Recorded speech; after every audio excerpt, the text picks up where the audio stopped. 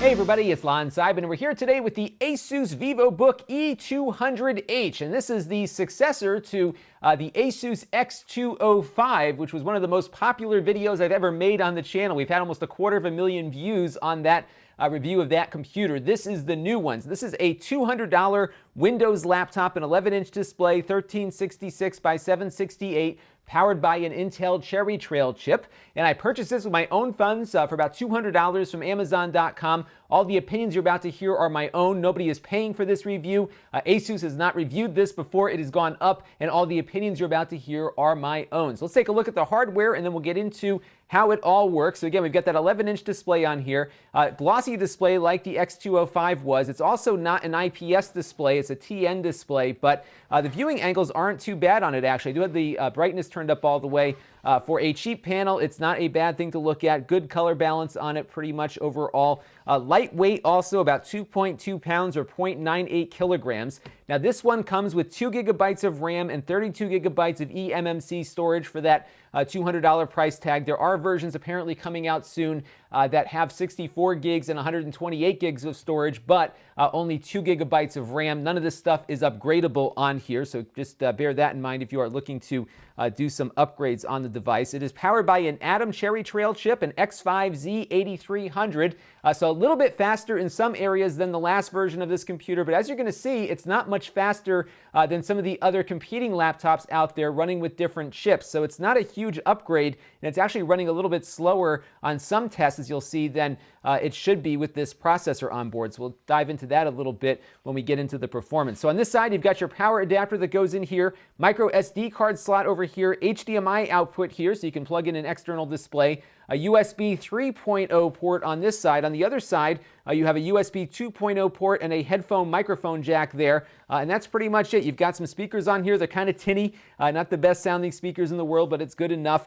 Pretty nice trackpad. It's a click pad, and it's pretty nice, nicely sized. It is responsive. What I did do is turn off the tap to click. I'm not a tap to click person. I like to push it in and get the physical click to make it work. So I found that the tap to click was a little bit too sensitive. When I turned that off, it seemed to work just fine. The keyboard is okay. It's not, it's kind of like the other one. It's not the biggest keys that you can find. They're kind of chiclet sized. The travel time on them, or travel distance, is pretty good on the keys, but not the most comfortable keyboard just based on the size of the keys and their spacing. So I'm not too crazy about the keyboard. I've seen better keyboards on other $199 PCs that I've reviewed, but it's adequate, just not fantastic there. Pretty slimline design overall here. You've got some indicator lights on the front as well, so a power light, a charging light, and I think a numlock light or something on the front there, which is interesting. Now on the back here, you have something that I saw on the prior version of this, which are two little clips that are used when you basically put the laptop up into its typing position. They kind of dig into cheap wooden desks like this one, so you got to be careful not to put too much pressure on your table, because these things will dig into them a little bit. This is something that was on the last version as well, so just keep that in mind as you are putting it down on surfaces that are with soft wood or something like that. But pretty slim overall, very similar actually in its form factor to the X205 that we looked at about a year ago. It is fanless as well, so you don't have to worry about any noise or anything like that. And the battery life on here is exceptional. I'm getting about 11 to 12 hours doing web browsing and word processing tasks, which is great. So if you want a long life device here, this one is certainly going to deliver some really good battery life. So now let's get into the performance and see how it does in our usual barrage of tests. All right, so let's do our web browsing test first. We'll load up my 4K video file here on my YouTube channel, and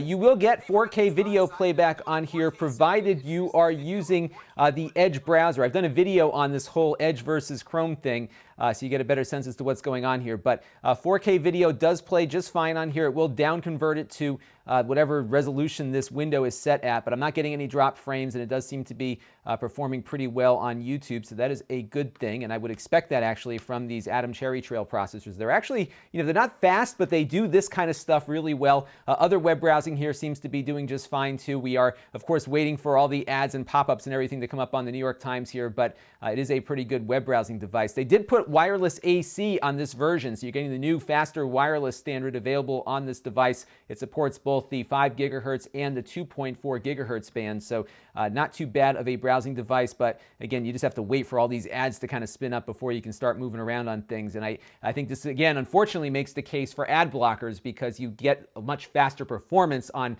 lower powered PCs when you turn the ads off, which is, I think a good thing on something like this. But as you can see, it does render up pages pretty quickly once it gets past all those ads, and the trackpad actually is very, very nice to browse on. I will say too that the speakers here on the bottom are just really tinny, so I would actually prefer using this with headphones and actually listening to what we're getting for sound out of here when watching those videos on there. Now on the Octane benchmark test though, I got a score of 6,296, which is actually lower than I expected, because the Intel Compute Stick running with the very same processor got a score of 6,703. So what does that mean? Well, for web browsing, just using it and looking at it all day long, it's probably not going to be all that noticeable, but there are areas, especially when you're processing loads of JavaScript, as you just saw, that this may not do as well as other $200 PCs. And you can see on our list of computers here that even the Lenovo 100S, which is running with the prior generation Atom chip, scores better than this one does. So perhaps they made some compromises for battery life or something along those lines, but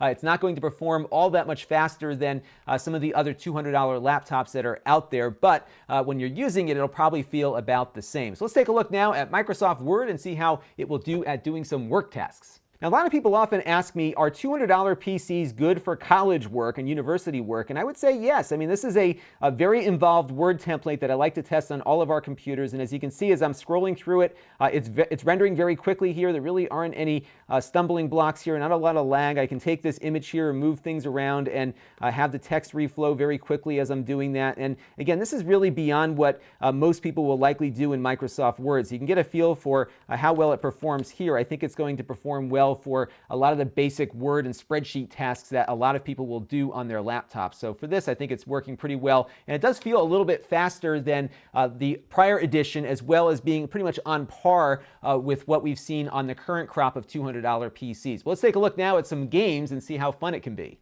All right, so we've got Minecraft loaded on here, and this is the one thing with $200 PCs that you're never going to get Grand Theft Auto or some of the higher-end AAA titles to run, but Minecraft and others certainly do well. Certainly older games work very well. And what's been interesting about this machine as I've been playing with it is that it does much, much better in Minecraft than a whole bunch of current crop $200 PCs that we've looked at. So the Acer Cloudbook and the Dell Inspiron 11 and the HP Stream 11, all the 2015 models of those computers get very laggy in Minecraft, as you'll see in their reviews. On here, it is very consistent, and that's because we've got a quad-core Atom processor that can do more things at once, and it doesn't get caught up in laggy like those other computers did. So you'll have a much better casual gaming experience, I think, on here than you might have on other computers at the same price point. And on the 3D Mark benchmark test, we see that it also performs a little bit better on paper. We get a score of 1,666, which edges out the Stream 11, the Cloudbook, and the Inspiron 11, especially in the physics department, because those are areas where the processor is taxed more than the graphics hardware is, and this has a quad-core processor, so it can do more at once. So I think for casual games, you will have a better experience on here than you might on some of those other $200 computers. And we can also look at the Lenovo 100S, which is running with the prior version of the Atom chip, and you can see that it does better on that test as well, especially on the graphics side. So pretty good little machine here for light gaming. Again, nothing serious, but you can get some stuff done. Counter-Strike Go should run okay on here if you adjust the settings accordingly. But again, the higher end stuff, you'll definitely want to buy something a little bit more expensive to run. And I think it's going to make for a good movie watching machine, especially because of its battery life. You'll probably get less than 11 or 12 hours of battery on movie watching, but I think you'll probably see 8 to 9, maybe 10, because the battery is so efficient on here. It also does very well with high bitrate files. So this is a Blu-ray MKV. I basically took this movie right off the Blu-ray disc and running perfectly. I am running it on local storage this time. I've got my solid state drive hooked up to the USB 3 port, and it seems to be playing back just fine. You don't have a lot of internal storage on here, so you'll definitely want to get yourself maybe a micro SD card to put your movie files on, or one of these external drives, but it will do very, very well as a movie watching machine, especially with some of these higher bitrate files that are more demanding. But again, these Intel chips are very well geared for media playback, and here it's doing quite nicely. So that is the ASUS VivoBook E200H, and this is a very nicely well-rounded laptop and is probably the best casual gaming machine we've tested so far this year at the under $200 price tag. So great gaming performance. Its performance on work tasks like web browsing is a little bit less than we've seen out of some of those other computers, but you get a lot better battery life. So you'll see about 11 to 12 hours out of this for web browsing and light tasks, plus the better gaming performance. I think it's a nice, well-rounded fit. I'm not crazy about the keyboard, though. Some of those other computers, especially the HP Stream, have better keyboards than this one, but that's the one trade-off for its good battery life and gaming performance. This is Lon.TV. Thanks for watching. This channel is brought to you by my Patreon supporters, including gold-level supporter Shabib. If you want to help the channel, you can by contributing as little as $1 a month. Head over to Lon.TV/Patreon to learn more.